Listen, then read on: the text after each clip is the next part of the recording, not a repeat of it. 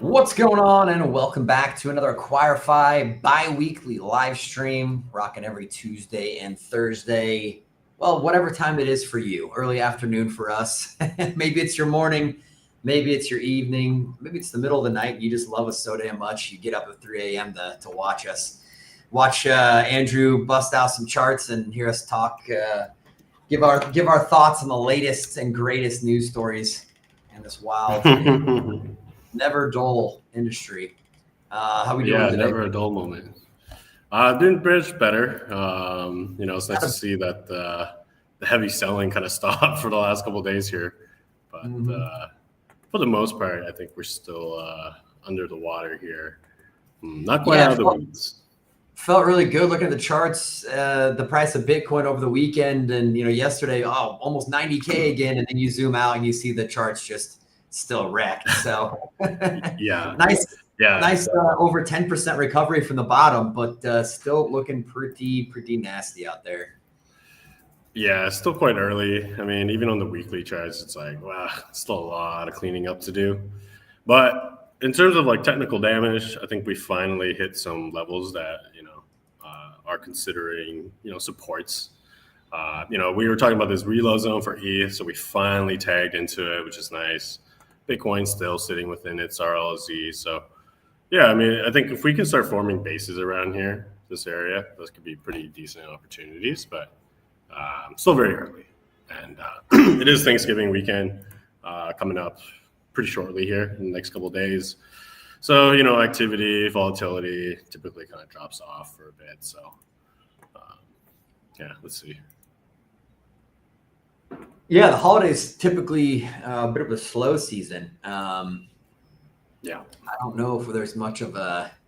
We have seen a Christmas rally though in the past. Yes, I've actually made a lot of money. Like every year, I usually buy like the day after Christmas, and I've always made money going into New Year's. So I am hoping we can get something similar like we usually do there, but. Yeah, it's just a matter of how the charts look by then. So, any winners today that we're looking at, or what's the overall consensus on the top alts? Ooh, honestly, I think most things still look pretty wrecked. We took on a few different positions before the weekend there, and then essentially we got stopped out on everything, which was kind of annoying. But I still have like a position on, I think Mantra, or is it Manta? I think it's Manta. Yeah, I still have Manta open, still just within this little like breakout here. I'm actually looking at Pendle. So Pendle, I actually did get stopped out on there, but now it's like right back to my original entry. And if you look, we got a nice little double bottom here now. Got some bigger bold divs trying to come in on the MACD. Oversold. Got some W's coming in on the RSI there as well. So I do think like Pendle is starting to look very attractive again. Just annoying that I got stopped out, so now I have to rebuy. That's his original entry. But I kind of like how that one was looking. Other than that, I'm still going very slow. I think until like Bitcoin ETH starts putting in bottoms, it's going to be a little bit of time before the alts can come back to life. But this is like an example, like, they washed my stops and then they bring it all the way back now. And I'm just like, so annoying. A lot of volatility and turbulence still going on. Yeah, a lot of back and forth still. I think it's still very early. Mostly just like V bottoms on a lot of these. So, V bottom recoveries always need to be like retested over time. So I think that's all we're kind of getting at the moment. So until yeah, I'll say, what's the outlook on Bitcoin? We bottomed there around 80K. Or what was the bottom on Bitcoin? Around 80? Yeah, it was about 80K there, which is cool because like if we're looking at this 88.6 level, it was pretty much just sitting right there. So nice little tag bounce. So obviously a lot of support, and bulls are still around this area. Now we're just kind of hovering above the 786. We're trying to see whether or not we want to form some kind of structure here. We still have this like potential bull div building on the MACD, but as you can see, still a long way to break this neckline. We are quite oversold, so that's a good sign. And all we're really missing here now is like that W. Once we get that double bottom, I think we have a trade setting up here. But until we get that, I think we're just like dead cat bouncing. After like relentless selling, like it's normal to see markets kind of just bounce back. So for now, I think while we're in this zone, just wait and see the price to curve back up like that, and then looking at the entry point of that W. But yeah, I think it's we're getting closer to some kind of pivot. I do like we're just kind of hovering around the RLZ. So just structure really, it's what we're missing there. And then same thing on Ethereum. It was nice, we talked about how I wanted to see this reload zone being tagged. It was cool to see that it tagged it and then pretty much just bounced right out of it. So clearly this is kind of where the bulls are. It's also where that previous bottom was. So a lot of like support structure kind of right here. So if we can start printing W's, kind of like the same thing on Bitcoin, if we get those double bottoms, then I think we're all good. We already got a bullish div starting to confirm here, which is good to see. We are oversold as well.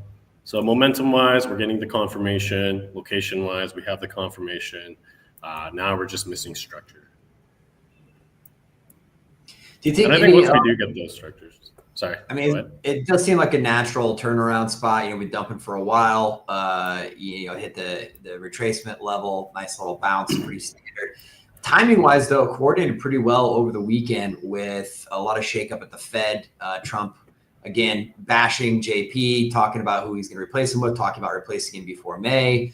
And I can't remember what happened, what was said by JP or the Fed, but they basically, it sounds like the rate cut in December is a foregone conclusion now. Poly market rates flipping from like a 50-50. I think actually the no cut was up to like 56% at one point, maybe even higher. Now poly market's like 83%, 25 basis point cut. Do you think, is that a factor playing into this bounce right now? People getting bullish about the rate cuts again? They're getting positive news from the Fed there, or is this just kind of a natural point to see a turnaround and a little bounce here? I think it's a combination of both. Like obviously having like rate cuts coming back, people are obviously happy about that.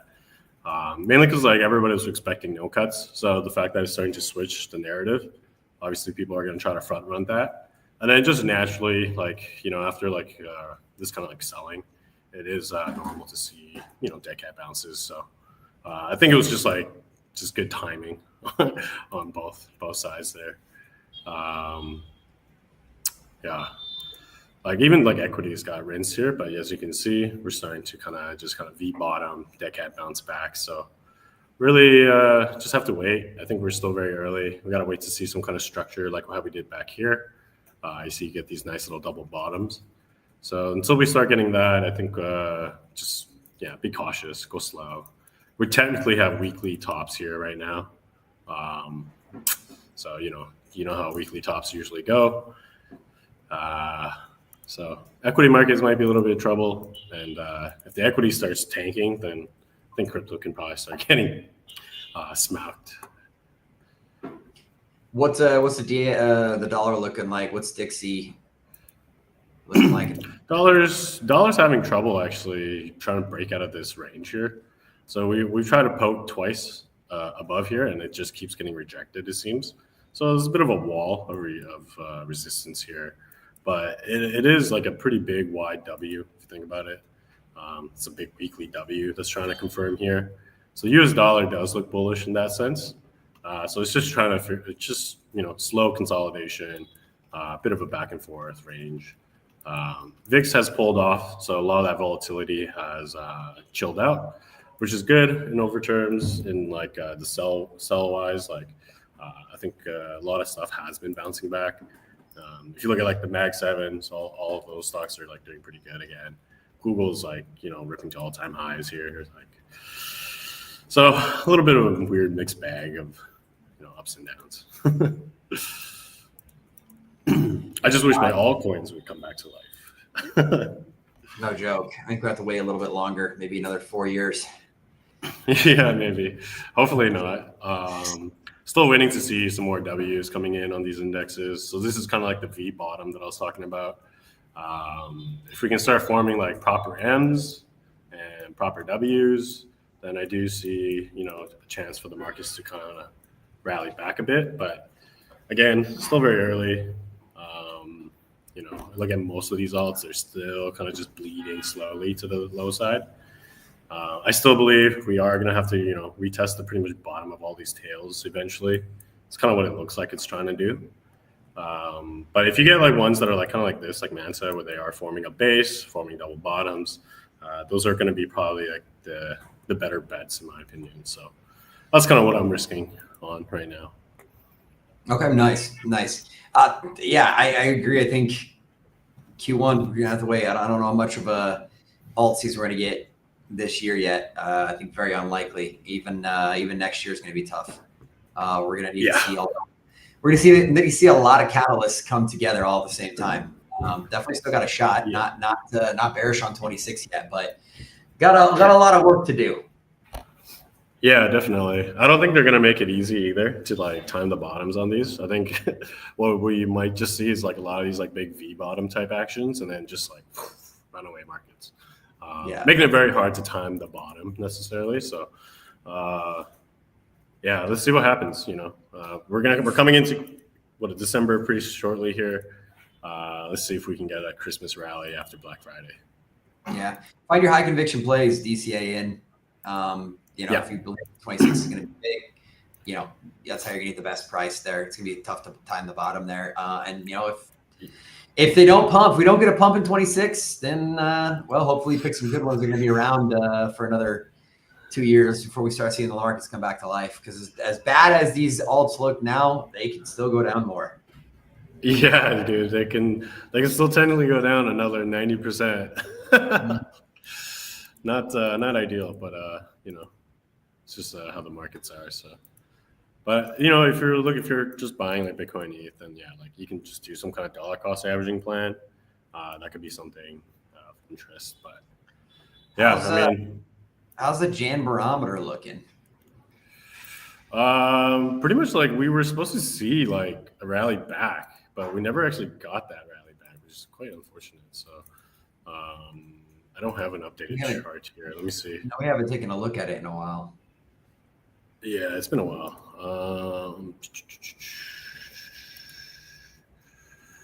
Black Friday special. Go away. Okay, so this is kind of like where we are. So it's like, okay, so we're supposed to get a bit of a rally. We didn't quite get that rally. And then pretty much like end of the year, we're supposed to see like another big nuke, essentially.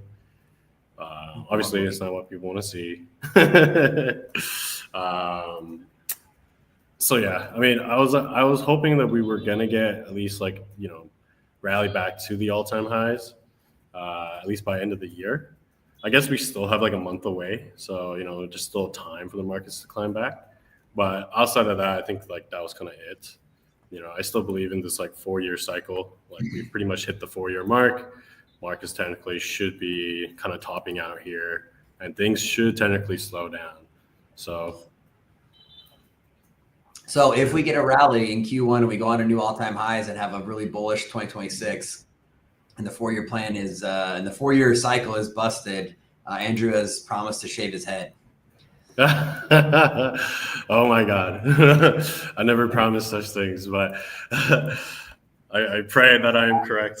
Jan's gonna shave his head live on stream when we're at 300K Bitcoin next October. Jan's gonna shave Andrew's head live on stream. Oh God. Do it for our backs, Andrew. 300K Bitcoin, ETH at 300K. 300K Bitcoin, ETH at 12 to 15K. Alts going nuts. Yeah, that'd be nice. I would very much shaving your head. Yeah, I was gonna say that's definitely worth shaving the head for. Hell yeah. Yeah, very much so. Excellent. Well, anything else you want to cover on the charts before we flip over to a couple stories?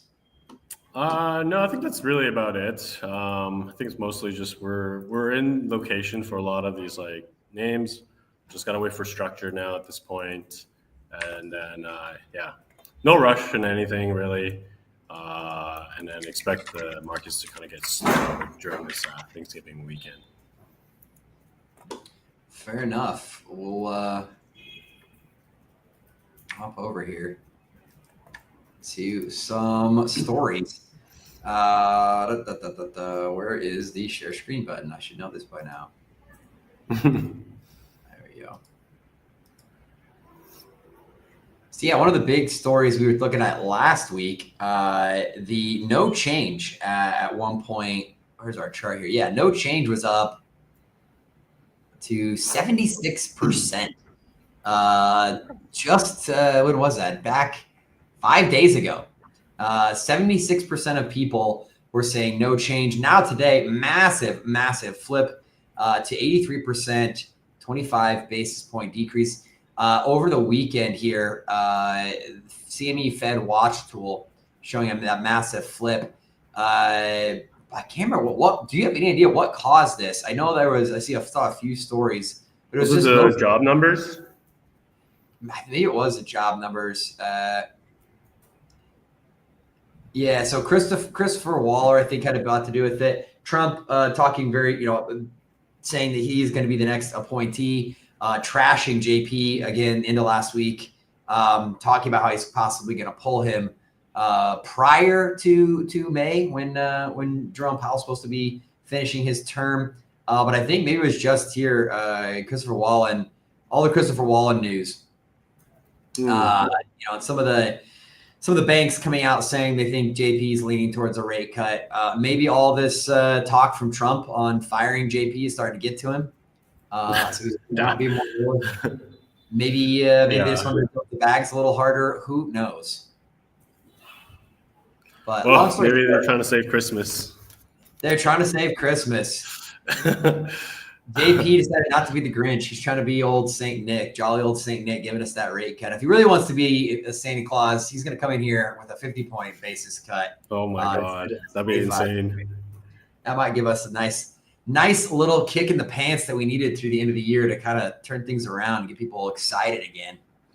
Yeah, definitely. That definitely would. I think that would get people very off guard, and I think the markets would rally pretty good if we did get that 50 cut. But like they say, 1% chance. Yeah, $100 bet on 50-point basis decrease wins you $7,100. That's almost worth taking, man. I mean, even $20 is $8,500.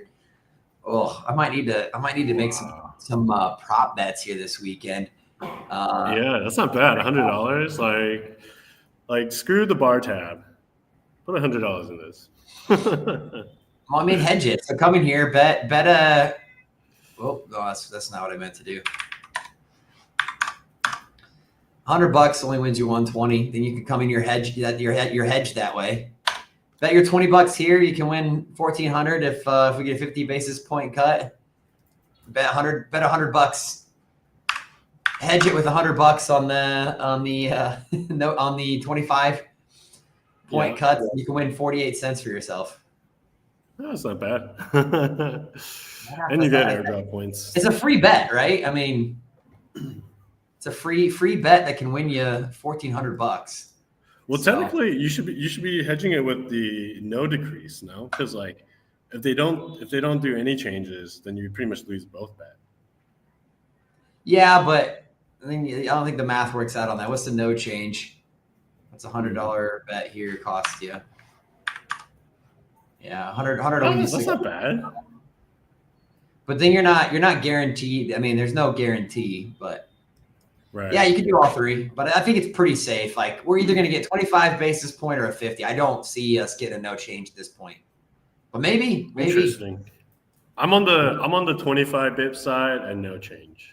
I think 50 is pretty wild. I don't think we will get 50 unless we saw a massive 30% cut in the market right now. But I think realistically 25 or no change is what I'm thinking. Well, you could bet your 20 here on the no change. You could bet 100 bet your 100 on the 25 basis point cuts. Then if you win the 25 base, you get the easy win here. You win 48 cents, and you get the no cut. You're 20. What did that pay? You win like 25 bucks or something like that. Yeah. Yeah, and you win $5. Yeah, it's not too bad. You $5. That's why I like the other bet better. So if you do the 125 basis point, you basically break even. But on the long shot, if you get the 50 basis points, that $20 is going to win you. You're going to net $1,300. So, It's not bad. This is all the degens are doing out here right now. They're doing calculations on all this. So, I've actually never looked at the poly market too deeply, but yeah.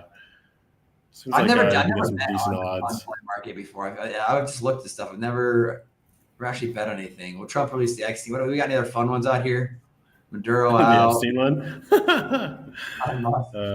Number of tweets between November 18th and 25th. Interesting. Yeah, there's so many wild bets. Jesus. Ukraine-Russia ceasefire. Sheriff. Oh, this one. Here we go. Fed chair. Christopher Wall only 36%. Interesting. Well, Christmas at only 4%. People are betting on Barron Trump. Howard Lutnick, he's not getting any more. Stephen Mirren, Scott Bessent. Scott Bessent was probably leading a little while, not too long ago. Yeah, that's why I'm surprised. It's only 4% for him now. Huh. Yeah. What's $100 Scott Bessent on 2100? Not bad. 20x. Stephen Mirren gets 23. 200 on, Well, that's the thing. You could almost bet $100. If you bet $100 on Mirren, Bessent, and Waller, even if Waller gets it, you're just, you only lose $25.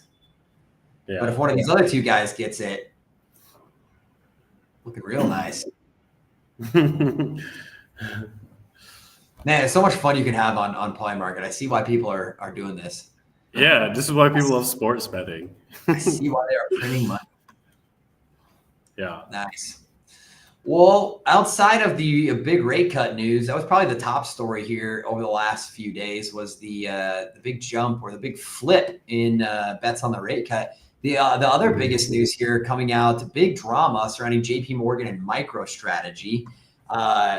So essentially, JP Morgan trying to manipulate the Bitcoin markets, shorting MSTR, getting a ton of backlash. People have been emptying out their JP Morgan bank accounts and closing down their bank accounts. They have been trying to pull a GameStop on the JP Morgan short on MSTR. They need to pump Bitcoin a little bit high. I think Bitcoin needs to close at like 91 or something like that to liquidate JP Morgan. But interesting story unfolding here. Do you know what the size of the position is? I don't. There was a couple other stories here, but it really started unfolding on Friday, I believe it was. Max Kaiser, existing threatening short MSTR, potentially bankrupting if the MTSR trades above 50% higher from Friday's close. So what was Friday's close? I don't know. I'd have to check. He needs to go for a master. MSTR, let's see where they were. They were on Friday. They were around like 179-ish. 172 is kind of where they closed. So they got to pump away. So he's pump 50%. But if they could pump 50%, that would liquidate JP Morgan. And apparently, obviously, he's probably being a little enthusiastic on saying bankrupting JP Morgan. But I was gonna say they're. I don't think they'd be that stupid to go all in, but I definitely can see a short squeeze. It's definitely possible. So MSTR, is it the next GameStop? Are we going to get all the degens pushing? Because what these guys could do is they can coordinate the sells on Bitcoin, tank Bitcoin's price, dragging down MSTR. So if they were smart, they would they could probably coordinate something like that. Well, the short is coming in. The reason that they were doing the short is for the MSCSI, more or Okay. less. There's a new potential clause in one of the regulatory frameworks that would force close any sort of fund that's trading on any of a lot of these major listings. If they were only a digital asset fund, if they didn't have any underlying business, if a certain percentage of their assets were in just a Bitcoin model or a digital asset model, it would essentially pull all their listings off of these, not necessarily, I can't remember, NASDAQ and some of the other exchanges. If that does that, it forces all of these ETF funds to sell automatically all their positions in that essentially DAT, basically like MSRT, or MSTR. So that's where kind of that's what JP Morgan is going after. Okay, if this goes through, if MSTR is classified as a digital asset treasury, which of course sailors argue against, saying no, we're not. We're a tech company. We have this strategy, blah blah blah, but it's not our not our main business, which it is. We all know it is. But if they technically got qualified as one of those or listed as one of those, they would be removed. Their listings would be removed on these exchanges, and the more importantly, all of these funds would be forced to liquidate them, which obviously would tank the MSTR price. And there's a couple other as well, typical listings similar to MSTR that would be subject to this as well. But getting a ton of backlash over the weekend, a lot of people trashing JP Morgan, saying we need to pull a GameStop strategy on them and pump MSTR and get liquidated. All the Wall Street bets, guys, man. That's that's what exactly. we need. Roaring Kitty, bring him back. You're Roaring Kitty back on the trail. Overall, just more typical shady business from these large TradFi players. Like, this is nothing out of the ordinary. This is very typical of what they'll do. They're going to be out here talking all bullish on an asset, and meanwhile they're just positioning themselves to sell. And then when they're super bearish, it's probably because they're trying to tank the price to buy more. So, very typical big TradFi shady business going on here. Obviously, none of us want to see MSTR unravel. That would be that would be like the top. That'd be the end of the cycle, I think. If we all start like cascading liquidation, like fuck. That would be our FTX event. That would be our FTX event that kind of like solidifies the bear market here. Let me find out. I feel like an idiot not being able to say the name of this. It's MSCI or something along those lines. The regulatory issue that's being published, but to keep myself no more black swans, man. We've already had so many black swans this cycle. Yeah. We'll get it here. But yeah, that was a massive one. SEC, no SEC filings. FINRA, no, where is it? There it is. MSCI US Index.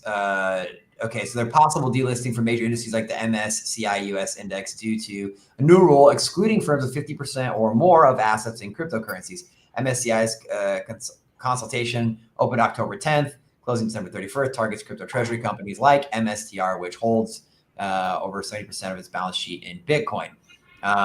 So exclusion from that could trigger 2.8 billion automated outflows from index tracking funds if others, example the NASDAQ, follow it.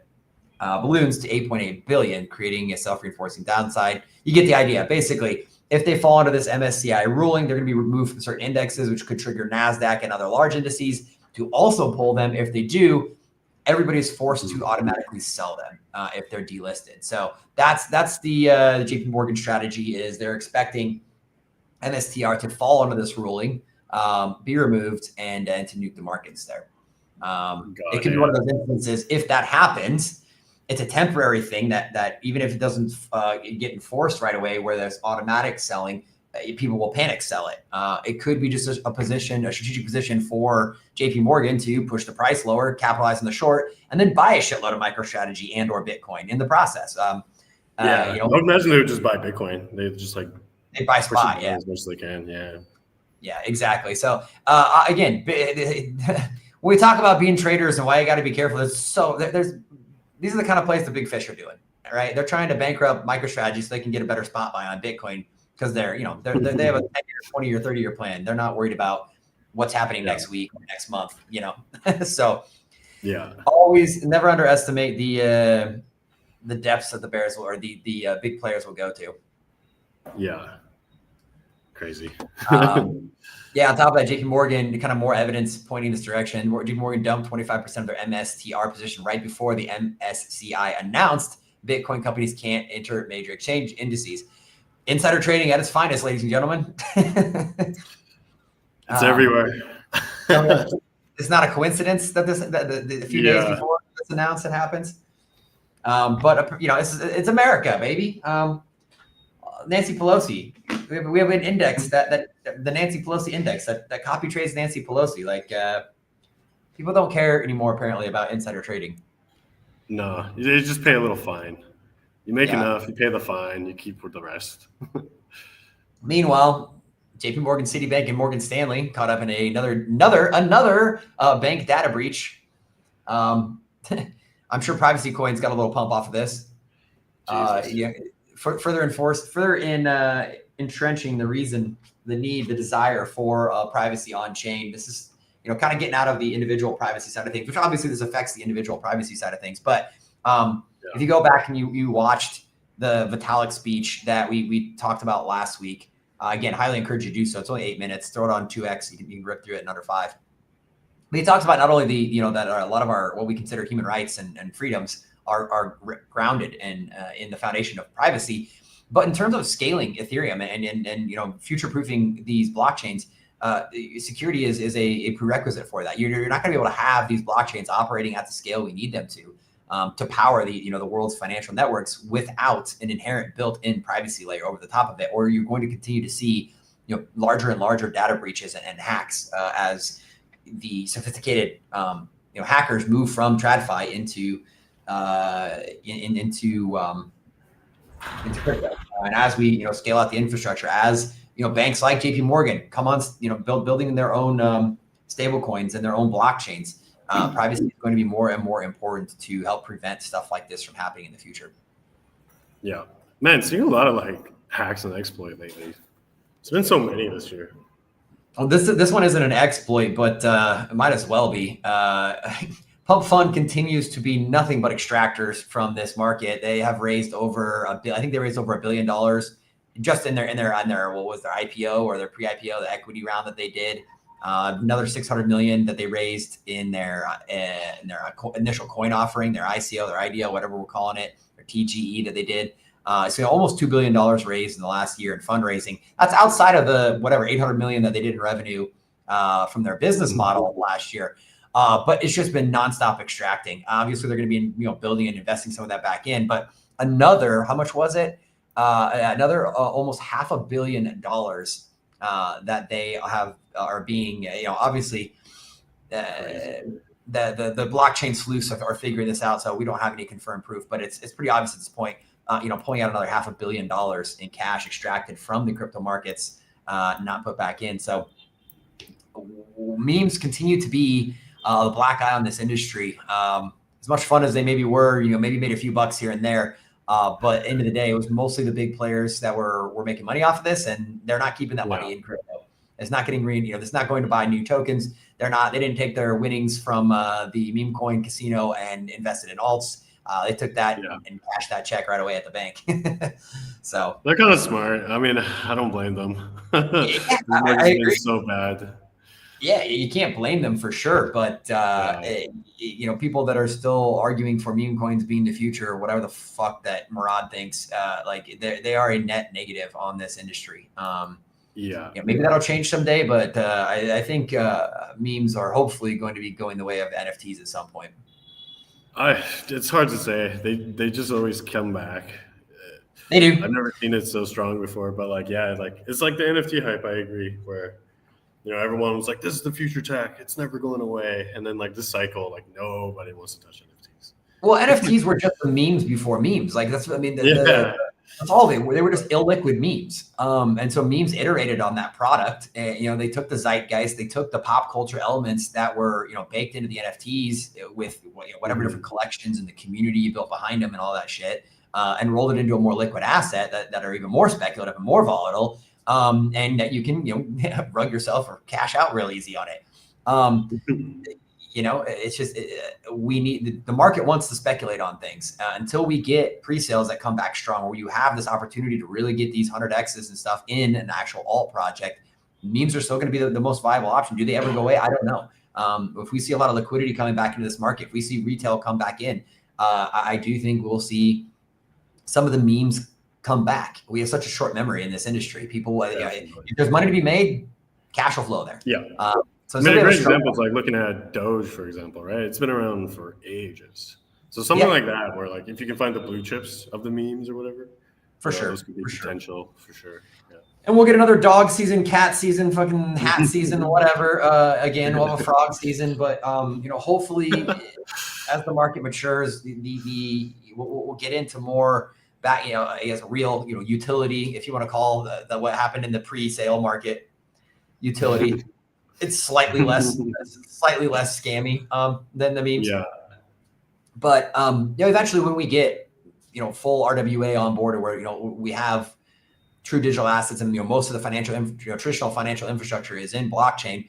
Some of these other products we talked to a company that wanted to tokenize their product recently, and at this point everybody on the team was like, no, don't, like it's market's not ready for it yet. Even if you can provide a stable yield, 8, 10, 15%, which beats a lot of traditional market assets, those type of investors aren't here en masse yet. So when you offer a yield-bearing product where you can have 8, 10%, there's not a demand for it. People want those, the people don't get out of bed for 10% a year anymore. Like they want 10% a month, That's just the reality of the market right now. So in the future, sure, when you have more traditional market investments that are looking for stable yield at 8 to 10% range, all of those RWA type of tokenization projects, obviously the model will change from where it's at now, but that will be viable at some point. It is not yet.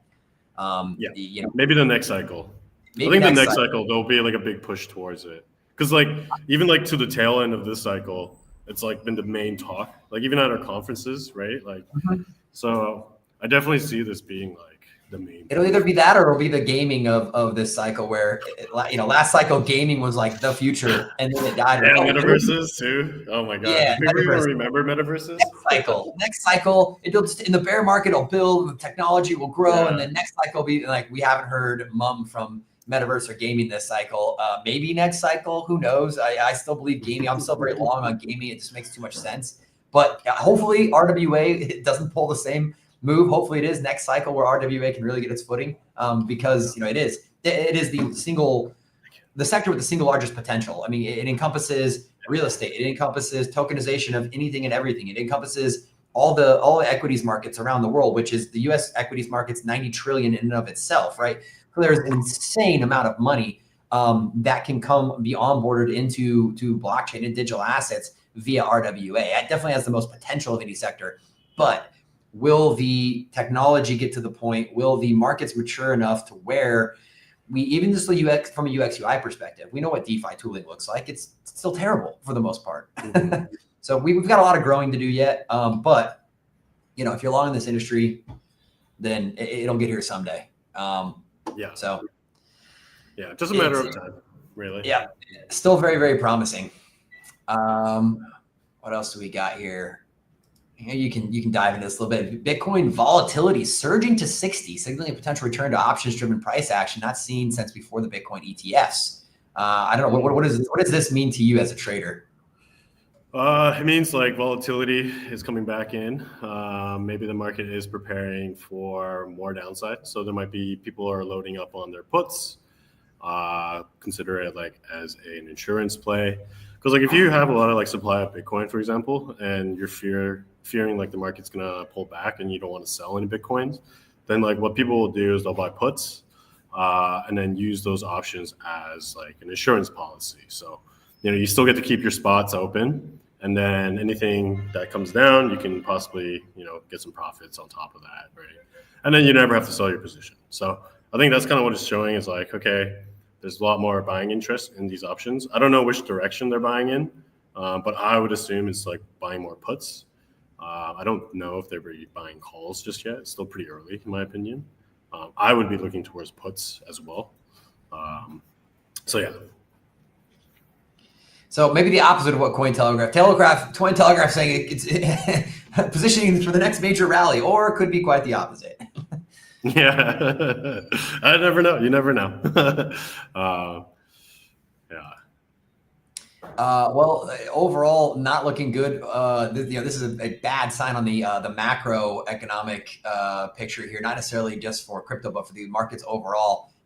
U.S. banks now sitting on almost $400 billion in unrealized losses as of quarter two 2025. If the JP Morgan short goes through or doesn't go through, gets liquidated, that could maybe that's the straw that breaks the camel's back on one of these. We've seen what happens in the past when we start to see banks going insolvent. It is not good for the markets. I think was it early this year or was it last year when we had two banks go belly up that caused a ton of turmoil in both the traditional and crypto markets. Yeah, it seems like every year there's like a few that go under. It's almost like the banks don't have sound financial policies. Yeah, which is wild to me. When they're charging 20% interest rates and shit, it's like, oh, okay, interesting. I think part of the problem is the lack of financial literacy in the U.S. Like most people you talk to, they don't understand that. I argue with an uncle back in the day. He's like, "Oh, I don't get Bitcoin. It's not. I can't touch it. It doesn't actually exist. It's just numbers on a computer somewhere." I'm like, "Yeah, so is the U.S. dollar." And he's like, "What do you mean? I can go to the bank and put." I'm like, 80% of all U.S. dollars in existence are numbers on a spreadsheet. They don't actually exist in reality, and the banks don't have lending reserves. Yeah, the banks don't have lending reserves anymore. They used to have you need this much money on your books. You're in the bank to loan out this much money, and that kept going lower and lower and lower. Now it's literally pretty much zero. During COVID, they just got rid of it. They're like, all right, whatever, loan whatever you want, like create money. So banks, you don't even need the Fed to print anymore. Banks can print their own money through these the lack of these reserve ratios that are in there. So this is how we get into this kind of trouble. The whole fiat system is an absolute joke.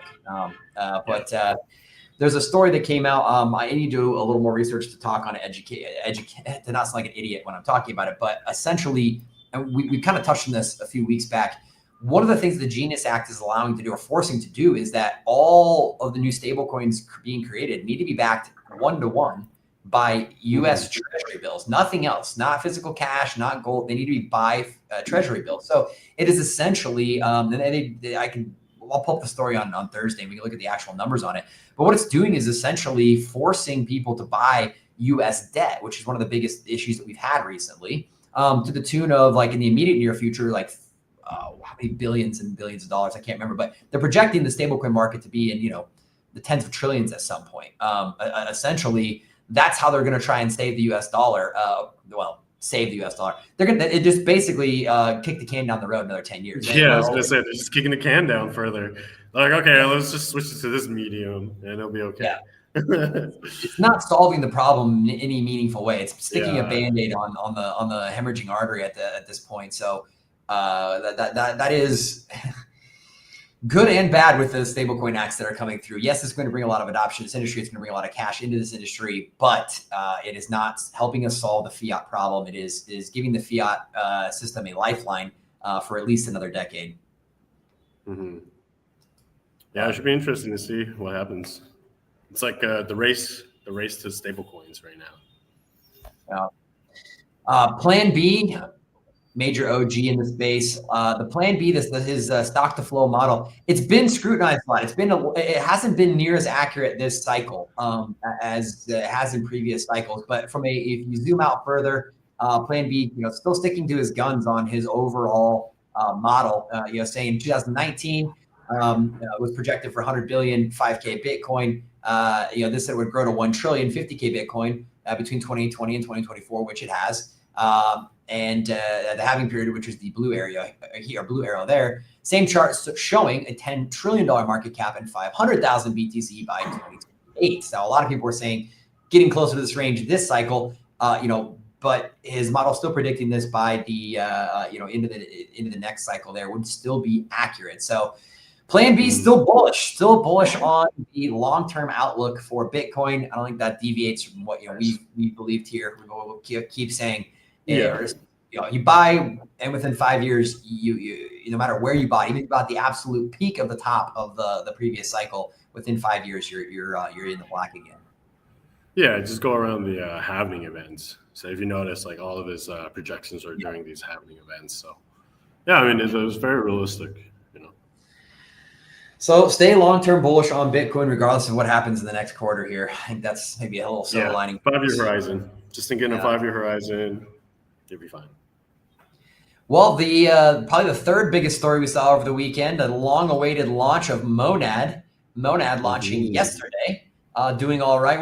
You followed it a little more closely than I did. What are your? How do you think? What would you give them a rating on their launch here? A lot of people were giving them shit. I saw some great memes. I get bold. Even made one. It was like, market is good. Wait, wait, wait. Market's great. Wait, wait, wait. And market's dumping. Launch. Yeah, I mean, like it didn't help that they were on like a lot of these like pre-markets, so people have been kind of trading these already, and so like the market was like kind of pricing in pretty low, and then obviously yesterday he launches and yeah, it has a pretty like weak launch. Initially it came out like at like 1 cent or something.